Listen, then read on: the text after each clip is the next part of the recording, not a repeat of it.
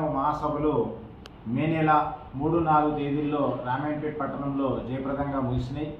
2 రోజుల పాటు ప్రతినిధుల సభ, బహిరంగ సభ జరిగింది. ఈ కార్యక్రమంలో సిఐటియు రాష్ట్ర అధ్యక్షులు చుక్కరాములు గారు, రాష్ట్ర ఉపాధ్యక్షులు జె మల్లికార్జున్ గారు పరిశీలకులుగా పాల్గొనడం జరిగింది.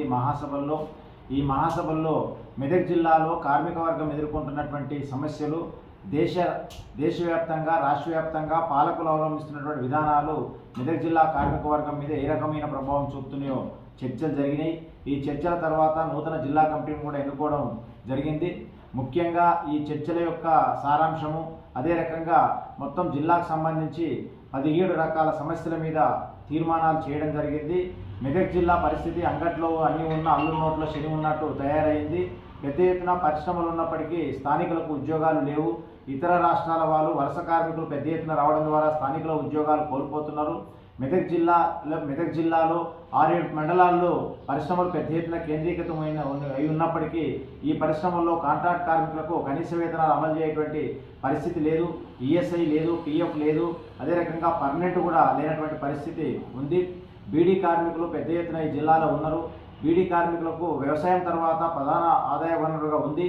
మరి జీఎస్టీ, అదే రకంగా పుర్రె గుర్తు సైజులు పెంచడం ద్వారా, అంటే సిగరెట్ వ్యాపారాలు ఇవన్నీ పెరగడం కోసం, బీడీ పరిశ్రమ దెబ్బతీయడం కోసం కేంద్ర ప్రభుత్వం కుట్రపూరితంగా వ్యవహరిస్తుంది. ఈ కుట్ర వల్ల బీడీ కార్మికులు ఉపాధి కూడా కోల్పోయేటువంటి పరిస్థితి ఉన్నది. అసంఘటిత రంగంలో పెద్ద ఎత్తున కార్మికులు ఉన్నారు. అమాలి కార్మికులు, మోటార్ ట్రాన్స్పోర్టు, భవన నిర్మాణ కార్మికులు. ప్రభుత్వాల యొక్క విధానాల వల్ల ఈ కార్మికులు కూడా ఉపాధి కోల్పోతున్నారు. ముఖ్యంగా భవన నిర్మాణ రంగంలోకి యాంత్రీకరణ రావడం ద్వారా, ఇసుక మీద నిషేధం పెట్టడం ద్వారా ఇట్లాంటి దాంట్లో పనులు దొరికేటువంటి పరిస్థితి లేదు. వెల్ఫేర్ బోర్డులో ఉన్నటువంటి పథకాల డబ్బులన్నీ కూడా ప్రభుత్వము ఇష్టానుసారంగా వాడుకుంటుంది. కార్మికులు చెందేటువంటి పరిస్థితి లేదు. ఇలా హమాలి కార్మికులకు కూడా సమగ్ర చట్టం లేకపోవడం ద్వారా తీవ్రమైనటువంటి ఇబ్బందులు ఎదుర్కొంటున్నారు. ట్రాన్స్పోర్ట్ రంగంలో కేంద్ర ప్రభుత్వం తీసుకొచ్చినటువంటి మోటార్ వాహనాల చట్టం ద్వారా పెద్ద ఎత్తున ఉపాధి కోల్పోతున్నారు. ట్రాన్స్పోర్ట్ చట్టం యొక్క, మోటార్ వాహనాల చట్టం యొక్క సారాంశము ఓలర్, ఓబా లాంటి పెద్ద కార్పొరేట్ కంపెనీలు ఈ రంగంలోకి రావడం ద్వారా చిన్న చిన్న ఉపాధి పొందేటువంటి ఆటో కార్మికులు కానీ, డీసీఎం, లారీ, కార్ల డ్రైవర్ల యొక్క ఉపాధి పోయేటువంటి ప్రమాదం ఏర్పడ్డది. పెద్ద ఎత్తున మోటార్ వాహనాల చట్టం వచ్చిన తర్వాత ఫైన్లు కూడా పెరిగిపోయి ఈ కార్మికుల ద్వారా డబ్బులు వసూలు చేసి కేంద్ర ప్రభుత్వము డబ్బుల్ని పోగు చేసుకుంటున్నది.